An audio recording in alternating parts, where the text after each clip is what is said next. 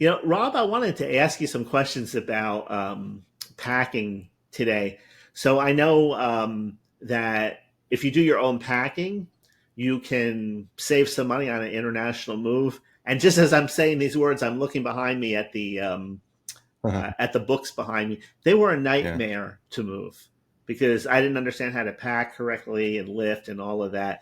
All of that said, people can pack, right? They can do some of their own packing. What should they know? What should they be aware of? Are there best practices?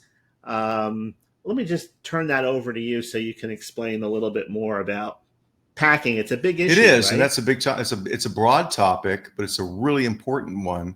So let me try to put that into chunks and pieces, and organize it. Yes, clients can pack their own. Okay, when I'm moving a client, let's say they're moving from Los Angeles or Mm-hmm. New York or Miami or Seattle to wherever. It could be Sydney, it could be London. And moving their household goods and their personal effects. I separate that into furniture, things that doesn't go in boxes, dining room table, dining chairs, sofas, coffee tables, china cabinets, beds. They don't go in boxes. We're going to take care of that no matter what. Automatically going to take care. We're going to disassemble what we can. We're going to wrap. We're going to protect and do all of that.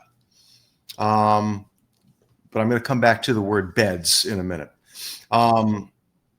Then there are things that go into boxes, and that would be, dishes, pots and pans, clothing, shoes, books, that sort of thing. But that also includes framed artwork, TVs, computer monitors, table lamps. People don't think about that. So Mm. my client can say, you know what, Rob, I want you to provide full packing services. No problem. It's like ordering at the buffet. I'm taking the buffet. Okay. Whatever you need, we're going to take care of it. With some exceptions, like if they have a pool table or a pinball machine or a huge statue, there's extra. But packing is, full packing service, they can opt. Or some clients will say, I'm going to do all the box packing myself. I'm going to pack the Mm-hmm. flatware and the pots and pans and the silverware and the shoes and the books and that kind of thing. No problem. That's perfectly fine. So some of the best practices, if a client opts to do the latter, pack their own things, all I would say is heavy things go in smaller boxes. So you mentioned books. Books should go in a small Yeah. box, either a small box or a banker's box, which is essentially a small box, because they're heavy. You don't want a 200-pound box. Lighter things go in bigger boxes. Kitchen items, all the things in the kitchen, your glassware, your china, your flatware, all that really should go into what's called a dish pack box. It's a heavy duty, it's a bigger box, and it's extra heavy duty. And they're available. If someone's doing their own packing, they're available on Amazon or Home Depot or Lowe's or U-Haul or, insert your retailer here. But that is what is the best practice for things in the kitchen, are delicate like that, a dish pack box. Then in the clothing area, so we've got closets now. Things that are on hangers can be placed in what's called a wardrobe box. This is a big, tall, kind of more vertical box with that metal bar across the top. You hang your things in Yeah, there. I've seen those. That's great. The only downside to that is it takes up a lot more space. So a wardrobe box is going to take up maybe, 15 cubic feet, where a standard fold flat large box where the clothes are fold is maybe 5 cubic feet. So you can see is a pretty big delta there. So that's clothing. And then the other thing that I kind of alluded to earlier is there are other things that need to be protected and boxed that clients sometimes say, I'm going to pack everything, but they didn't think about those items. And we're really, as here at our company, we're really mindful of we don't want our clients to get surprise bills. We're Yeah, really based yeah. on that. Besides doing great service, and we don't want surprise bills, and that's one of the things that people need to watch out for. So I say, if you're going to pack everything, that includes table lamps because they really need to be packed. They can't just be thrown in loose, usually. That includes framed artwork, probably. You're going to pack that, or at the very least bubble wrap it, but it should really go in a picture or mirror box. Your mirrors, floor mirrors, wall mirrors. What about your TVs? Are you going to pack those? Because we're not just going to throw those loose. We just can't do it. Even if you wanted to, I wouldn't do it because it's reflective of that's not how we do things. So your computer monitors, maybe you've got some computers. So it's important for a client, if they say they're going to do the packing, to understand those things. Now, in addition to that, what if they have mattresses? Mattresses today are so expensive. My client's probably not moving their mattress unless it's valuable. If it's the one they had in college 25 years ago, maybe they're not going to move it. But if they're moving it, it's a good, expensive mattress. And mattresses must be protected. So there are real heavy vinyl bags for mattresses. And those can be purchased certainly on Amazon. There's a number of different places you can buy those. And if a client says, I'm going to pack my own things, and I've already said, look, that includes mirrors, lamps, TVs, artwork, but also you have mattresses. They can go and get those mattress bags, and they just leave them on the mattress when we show up to pick things up. And we'll put it on the mattress and obviously not charge for packing because they've already bought the packaging, the material. And then there's boxing, cardboard corrugate boxing of mattresses. And that's really, truly the best practice when it comes to mattresses. Mattresses are one of those things that end up very rare, but it can happen where they can get damaged. And then, again, they're expensive. So really the best practice is to box, not even bag, a mattress. So my point is, when a client says, you know what, I'm going to save some money, I'm going to do all the packaging myself, or I just would rather do it. Some clients will say that. I just want to do it. I know how to do it, and I want to make sure I've done it myself. No problem. Here's the best practice. You got to have boxes. Consider wardrobe boxes versus normal boxes. Dish back for the kitchen.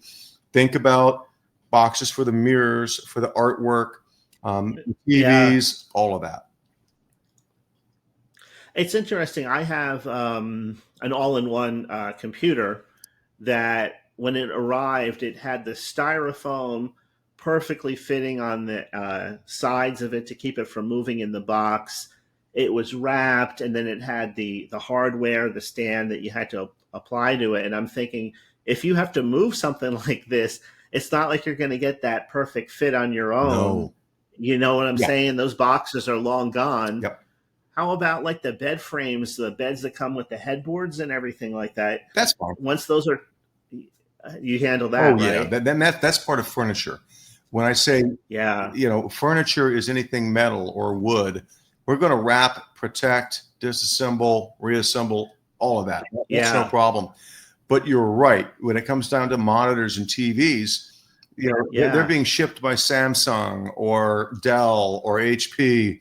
And those guys have spent ridiculous amounts of money for the perfect packaging. Spread over such volume that it doesn't cost them anything. Individually, you're not able to do that. Even we're not exactly able to do that. If someone has their original box for their, computer monitor or their big TV, that's which they probably don't.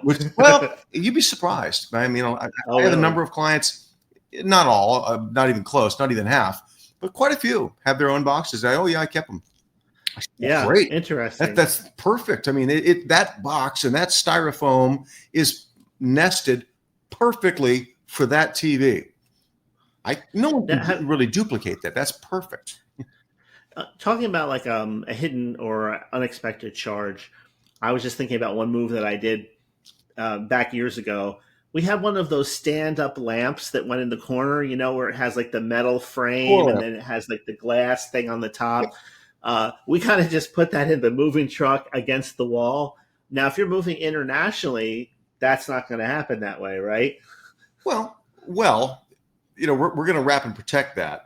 And Yeah. and we assess the level of protection that's necessary. If this is a Tiffany floor lamp and it's a lot of glass, I'm going to say, Yeah. maybe we should wood crate this. I mean, Oh, I got you. we might do that, but every situation is different. And also it's important to differentiate between someone with an exclusive container, Yeah. their own container. I'm a little more flexible there because it's their exclusive container and we know how to do this. It's a little less risk. When it's a shared container, they're moving only, a partial shipment. And so they're going to be sharing a container. Things are either going to be palletized or in crates. We've talked about this before, the lift vans, wooden crates. I'm going to protect those more. I want to, because there's a little more moving around and jostling and, that makes sense. Logistics involved. Now, are there best practices that people should be genuinely aware of with packing that maybe people aren't really that much aware of? Well, yeah. I mean, some of the things I already said, basically, if someone says, I'm going to do all the box packing myself. Yeah. It's just, pack it the best you can. And if the client says they know what they're doing, I'll take them at their word. If they need advice, we'll certainly give them advice on that process and how to wrap and protect things, dishes and so forth. But it comes down to, like I said, dish pack boxes for the kitchen, for your flatware, for your china, that kind of thing. Proper picture/mirror boxes for your framed artwork and your mirrors.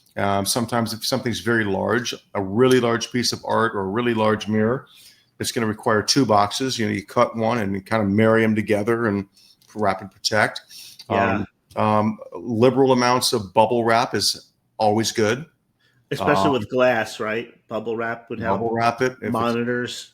Yep, absolutely. Bubble wrap it and put it in the box. Absolutely. And then, wardrobe box versus a full flat box, that kind of thing. Yeah. Now, when people go out and buy these boxes, I remember years ago they were expensive. I hate to think of what it would cost to go to U-Haul and get a bunch of boxes. Well, yeah, I mean, everything's expensive now. I think a Big Mac is $10. So, corrugate's gone up just like anything, and everyone's looking for an excuse to raise prices.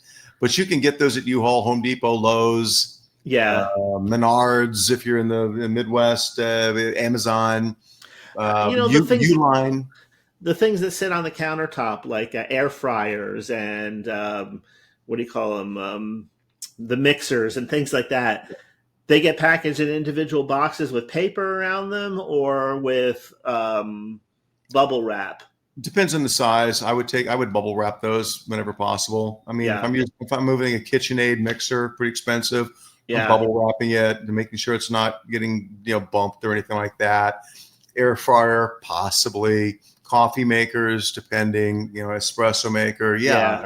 Best practice is, of course, to protect it as much as possible. And that's just the way to do it. Well, Rob, good information as always. We'll put your number up there on the screen. Great. And I know if anybody has any questions, they can reach out to you. They could go to the website, sdcinternationalshipping.com. They can chat with people there. It's a toll-free number there. Lots of ways to connect. Absolutely. Lots of ways to connect. And I personally, myself, always here. Yeah, great. Well, Rob, stay cool out there. Yeah, I think we got a couple more weeks of it, so I'm enjoying it. Yeah. All right. I'll catch up with you next week. Sounds good, Jim. Talk to you soon. All right. See you later, Rob. Bye for now. All right. Bye-bye.